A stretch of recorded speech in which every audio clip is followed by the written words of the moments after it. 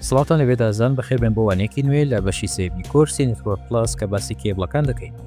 وانەکەی ڕابردوو باسی جووری کێبڵی تویستت پێرمان کرد کە چۆن تۆ بتوانێت بیبەستی بە کۆنێکتەری RJ45 بەڵام جۆرەکەی کێبڵەکە UDP بوو، دواتە ئەنشیڵدە تویستت پێر. ئەو کێبڵی کە وەک لە وێنەیە دیارە بێتێل دێت تەنها وایەرەکەیە. باشە، کاتێک ئێمە هەر لە جۆری کێبڵی تویستت پێر کە بۆ نێتوەرک بەکاردێن، جۆرێکی دیکەمان هەیە کە گوتمان پێی دەڵێن STP واتە شیلدد تویستت پێر. شیلدد واتە چەندین تێل لە دەوروبەری وایەرەکانە تاکو پارێزگاری لێ بکاتن لە شەپۆڵی کارموکناتیزی یاخود شەپۆڵی کارەبایی یانی پارێزگاری یەک دەداتە کێبڵەکان. بۆیە لە جۆری کۆنێکتەرەکەی کۆنێکتەری RJ45 کۆنێکتەرێکی تایبەتی خۆی هەیە کە بەکاردێ بۆ جۆری کێبڵی تویستت پێر لە جۆری STP. وەک لەم وێنەیە دەیبینن ئەوە کۆنێکتەرەکەیە کە پارچەیەکی ئاسنی لە دەوروبەری کۆنێکتەرەکەیە تاکو تۆ سوود وەربگری لە تێلەکانی ئەو کێبڵە لە کاتی بەستینی. لەم ڤیددیۆیە بە شێوازێکی کورد باسی چۆنیەتی بەستینی کێبڵی STP دەکەین بە کۆنێکتەری RJ45. با بەردەوام بین. سەرەتا پێش هەموو شتێک کاتێک تۆ کێبڵی STP دەبێت وەک لە وێنەکان دیارە پێویستە تۆ پارچە پلاستیکەکە ئەوەی کە لە کۆتایی زیادی دەکەی بۆ کۆنێکتەرەکە دەبێت یەکەم شت ئەو پارچە پلاستیکە کەڤەڕە بیکەیە ناو کێبڵەکە تاکو لە کۆتایی لە بیری نەکەی. باشە؟ لەم ڤیددیۆیە ئەو جۆرە پلاستیکە بەکاردێنیتن کە من ئامۆژگاریتان پێ ناکەم چونکە ئێستا لە بازار چەندین جۆری جیاواز هەیە لە ئەو پارچە پلاستیکەی RJ45. ئێستا تۆ چەند پێویستە لە غیلافی دەروەی کێبڵەکە لێ بکەیتەوە تاکو بتوانی بە باشی کاری لەگەڵ بکەیت. بەڕێژەیەکی زۆر غیلافەکە دەرمەکە و بەڕێژەیەکی زۆر کەمیش غیلافەکە کورت مەکە چونکە لە کۆتایی تۆ پێویستە بە باشی کاری لەگەڵ بکەیت. ئێستا غیلافی دەروەی کێبڵەکە دەبڕی، بەڵام دەبێت ئاگداربی کاتێک تۆ بۆ نمونا شتێکی تیژ بەکاردێنی نابێت تێلەکانی ناو کێبڵەکە بریندار بن یاخود لێ بکرێتەوە. دەبێت بە کێبڵ ستریپەر کە وەک لە وێنەی بەرامبەرتان دیارە ئەو تەنها کاریوی بڕێنی غیلافی دەروەی کێبڵەکەیە. جا تۆ دەتوانێت بە هەر شتێکی دیکەش بێ غیلافی دەرەوە ببڕی، بەڵام دەبێت ئاگاداربی کێبڵەکە بریندار نەبێ تێلەکانی لێ نەبتەوە، بۆیە دەبێت زۆر بە ئاگاداری کاری لەگەڵ بکەیت. ئەوە ناوەی کێبڵەکەیە ئەویان لە جۆری کێبڵی کات 6 وەک دەبینن پارچەیەکی ئەلمنیۆم فۆیل لە دەوروبەری کێبڵەکەیە تۆ پێویستت نییە دەتوانی لێ بکەیەوە.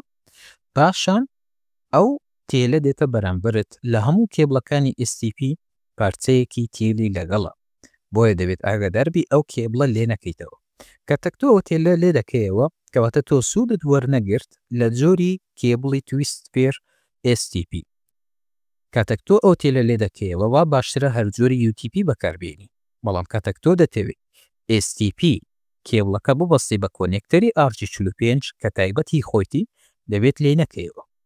لە زۆربەی وایرەکانی تویستت پێر ئەو پلاستیکە دێتە پێشت، ئەو پلاستیکەش دەبڕی تاکو بتوانی بە باشی وایرەکان ببەستی بە کۆنێکتەرەکە.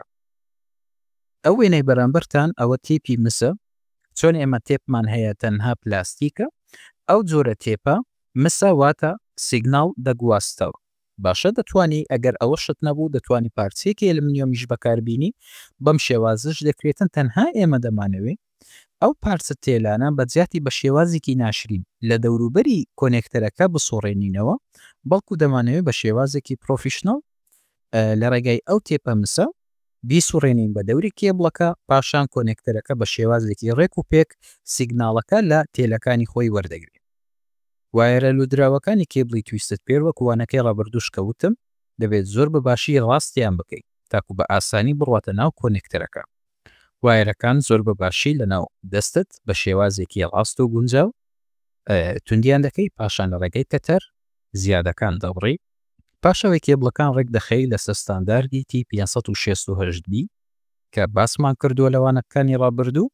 لە کۆنێکتەری RJ45 لە جۆری STP ئەو جۆرە پلاستیکە بچووکەی لەگەڵ دێ تاکو وایرەکانت بە شێوازێکی ڕێکتر بڕواتە ناو کۆنێکتەرەکە. بەم شێوازە وایرەکان بە شێوازێکی تند و باش دەخەیە ناو ئەو پارچە پلاستیکە بچووکە ئین کۆنێکتەرەکە. ئەوە کۆنێکتەری RJ45 وەک دەبینن بە پارچەیەکی ئاسنی دێ لە کۆتاییەکەی.